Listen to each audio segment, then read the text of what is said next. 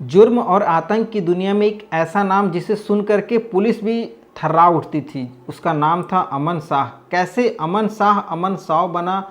Matric में 78% marks लाने वाला लड़का दिन रात बड़े सपने देखता था। अगर रात को सोया तो सुबह पैसा ही पैसा हो, ये सपने को लेकर के जीने वाला लड़का कैसे अपराध की दुनिया में कदम रखता है। एक छोटी सी मोबाइल दुकान चलाने वाला लड़का आज इतने बड़े गैंग को चला रहा था, जिस गैंग में अनगिनत लोग भरे पड़े हैं जो एक इशारे पर किसी को भी मारने पीटने धमकाने का काम कर सकते हैं। वो लड़का कैसे अपने पूरे गैंग को संचालन कर रहा था और कैसे जुर्म की दुनिया में वो फंसता ही चला गया। अंत में हर जुर्म का अंत मौत होती है, वही मौत उसे भी नसीब हुई। पुलिस के एनकाउंटर में एटीएस की टीम थी, पुलिस का एनकाउंटर हुआ, उस एनकाउंटर में ये अमन साव मारा गया। क्या है ये पूरी सच्ची घटना, आज इस कहानी के माध्यम से जानने की कोशिश करेंगे। नमस्कार, मैं सत्या सिंह और आप देख रहे हैं द बुड़बक मंच। दरअसल ये जो पूरी घटना है, ये घटना बताई जा रही है झारखंड के रांची जिले की। झारखंड के रांची जिले के मतवे बुड़ुम गांव का रहने वाला अमन साह, जो कि बाद में अमन साव भी कहा जाता है। दोनों एक ही व्यक्ति है, दो अलग अलग नाम थे लेकिन है एक ही व्यक्ति। इसके परिवार में एक बड़ा भाई है, एक बड़ी बहन, और ये परिवार का सबसे छोटा बेटा था। तो थोड़ा सा लाड़ प्यार था लेकिन पढ़ाई भी ये बहुत तेज़ था शुरू से ही। 2010 में ये मैट्रिक की परीक्षा पास करता है 78% मार्क्स से। मैट्रिक की परीक्षा पास करने के बाद पढ़ने में तेज़ था, घर वालों की सहमति से और अपनी मनमर्जी से पंजाब के मोहाली चला जाता है वहाँ डिप्लोमा करने के लिए। तो पंजाब के मोहाली में वो डिप्लोमा कंप्यूटर साइंस में डिप्लोमा भी कंप्लीट करता है। 62%, अच्छा खासा परसेंटेज भी आया था। तो 2012-13 में इसका डिप्लोमा कंप्लीट हो जाता है। डिप्लोमा कंप्लीट होने के बाद ये वापस अपने घर रांची चले आता है। तो CSIT में डिप्लोमा था, तो इसके पास थोड़ा सा टेक्निकल नॉलेज भी था। तो ये अपना घर के पास में एक मोबाइल की दुकान खोल लेता है, मोबाइल रिपेयरिंग वगैरह का धीरे धीरे काम चालू करता है। मोबाइल का दुकान वगैरह चला रहा था, उसी बीच झारखंड जन मुक्ति मोर्चा के एक सुप्रीमो हैं जिनका नाम है कुलेश्वर सिंह। इनकी मुलाकात उससे हो जाती है। अमन से कुलेश्वर सिंह की मुलाकात होती है और धीरे धीरे अमन जो था अपराध की दुनिया में यहीं से इसकी शुरुआत होती है। और वो समय था लगभग अमन उस समय 18 साल का हो रहा था, 2015 का वो समय था, 14-15 का समय था। और वो अपराध की दुनिया में कदम रख चुका था और ये उसे अच्छी तरह से पता था कि अगर बड़ा बनना है तो अपराध की दुनिया में कदम रखना होगा, वरना ये मोबाइल की रिपेयरिंग का दुकान ही ज़िंदगी भर चलाते रहूँगा। जो मेरा सपना है एक दिन में बड़ा बनने का, वो इसी राह पर चल के मैं पा सकता हूँ। और ये उसकी सबसे बड़ी भूल साबित होती है। 2015 में पहली बार वो जेल जाता है।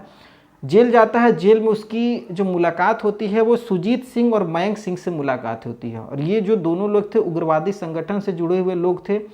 तो जब अमन की मुलाकात इन लोगों से होती है तो अब वो उग्रवादी संगठन से जुड़ा हुआ व्यक्ति है, तो इसकी भी जो जान पहचान होती है वो उग्रवादी संगठनों से होने लग जाती है। धीरे धीरे ये जुर्म की दुनिया में और बढ़ते जाता है, बढ़ते जाए कहे या फंसते जाता है।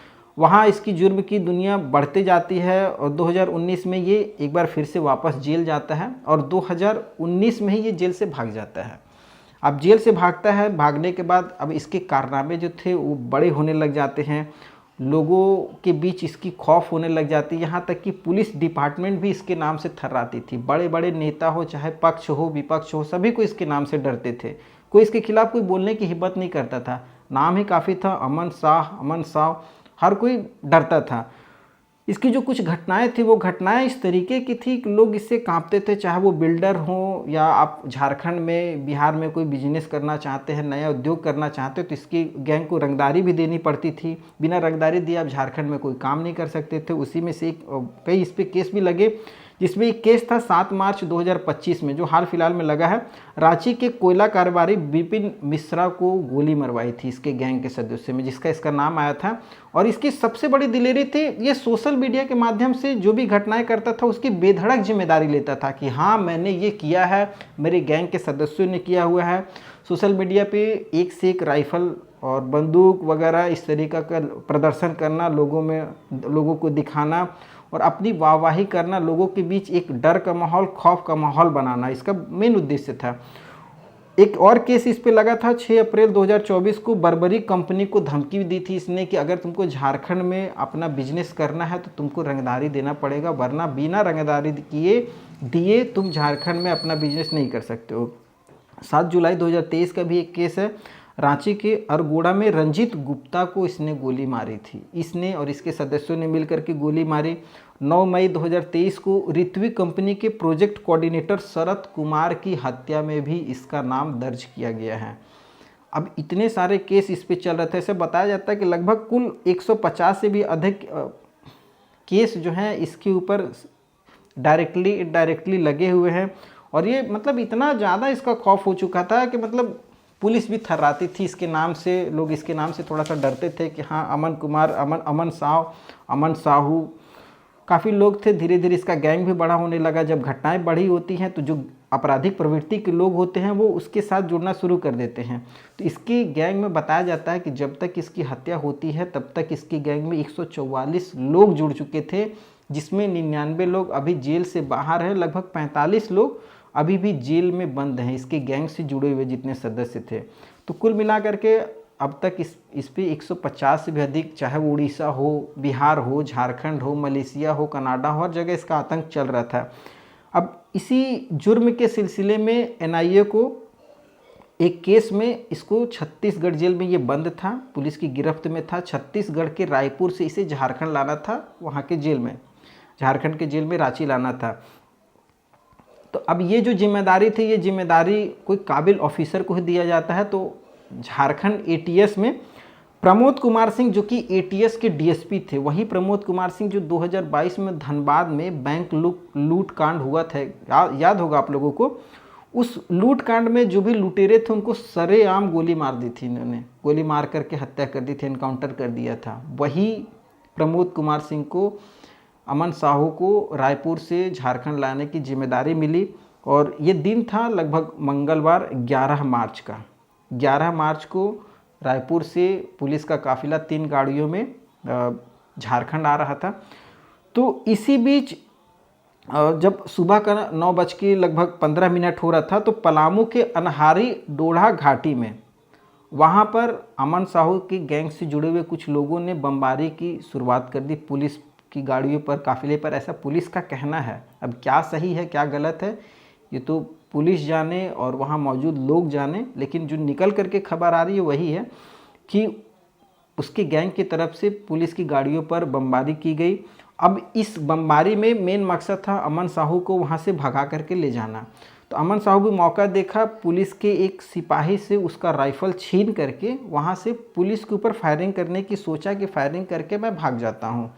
अब पुलिस जैसे ही ये सब सारी घटनाएं हो रही थी तो पुलिस एटीएस थी, प्रमोद कुमार सिंह उस एटीएस की मतलब नेतृत्व कर रहे थे। अब उनके ऊपर भी एक चैलेंज था और उन्होंने अंधाधुंध एनकाउंटर स्पेशलिस्ट प्रमोद कुमार सिंह ने फायरिंग करवाई। और बताया जा रहा है कि अमन साहू को लगभग 8 गोलियां उसके शरीर में पाई गई हैं। 32 राउंड फायरिंग हुई थी जिसमें 8 गोलियां उसके शरीर में पाई गई हैं। कुछ गोलियां उसके बाईं छाती में छू करके निकली हैं, कुछ गोलियां उसकी छाती में फंसी रहीं, कुछ बाएं जांग में बताई जा रही है गोलियां हैं। उसके हाथ वगैरह भी जल चुके हैं। बताया जा रहा है कि जो बमबारी हुई थी उस वजह से भी वो जला है। अब ये तो खैर पोस्टमार्टम रिपोर्ट आने के बाद ये सब सारी चीज़ें क्लियर होंगी। तो इस तरीके से जो अमन साहू था उसका अंत होता है। और ये अमन साहू जो था कई केसों में जेल में था, लेकिन इसने झारखंड हाई कोर्ट में याचिका भी लगाई थी कि इसको जो सज़ा है सज़ा को रोका जाए, जिससे ये झारखंड का विधानसभा चुनाव जो हुआ है अभी फ़िलहाल में उसको ये लड़ना चाहता था। लेकिन झारखंड हाई कोर्ट की तरफ से इसकी सज़ा पर रोक नहीं लगाई गई और ये काफ़ी कोशिश करने के बावजूद भी झारखंड का विधानसभा चुनाव नहीं लड़ पाया। आमतौर पर अपराधियों का ये सबसे बड़ा हथियार होता है कि कितना भी जुर्म करो, लास्ट में जा कर के विधानसभा में एक अच्छी कुर्सी पाओ, वहाँ पर बैठो, नेता बन जाओ और वहाँ से अपने गैंग को चलाओ, उसके बाद साफ़ सुथरा बनो।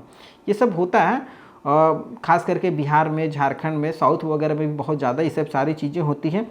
लेकिन गलती हो गई उसकी गैंग के लोगों से, उससे जो प्रमोद कुमार सिंह उनसे चैलेंज लिया, उनको चैलेंज दिया। खैर, जुर्म का अंत एक न एक दिन होता है और इसी तरीके से उस अमन साहू का भी अंत होता है।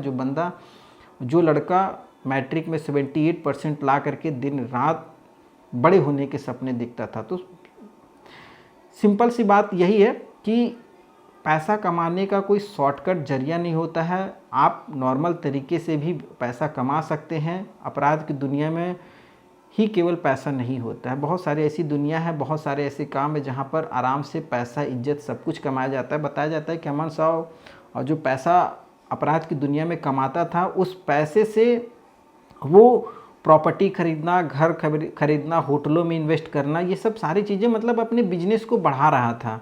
और ये सब सारी चीज़ उसके परिवार के सदस्य को पता थी, लेकिन परिवार का सदस्य काफ़ी ज़्यादा भोलापन है या दिखाया जा रहा है, ये तो परिवार के सदस्य ही जाने।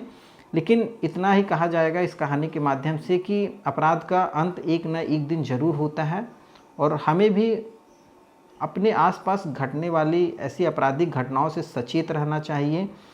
इन घटनाओं की सूचना अगर सही समय पर, सही जगह पर दी जाए तो ऐसे अपराधियों को शुरू में ही लगाम लगाया जा सकता है। खैर, आप क्या समझते हैं इस कहानी को लेकर के? आपके मन में क्या राय है, आप हमें कमेंट करके बता सकते हैं। और आज की इस वीडियो को देख करके अगर आपका कोई सलाह हो, कोई सुझाव हो तो आप हमें कमेंट के माध्यम से ज़रूर बताइएगा, हम उसमें सुधार करने की कोशिश करेंगे। और अगर ये कहानी आपको पसंद आई हो तो चैनल को सब्सक्राइब ज़रूर कर लीजिएगा। आगे फिर एक नई कहानी के साथ मिलेंगे, तब तक के लिए जय हिंद, वंदे मातरम।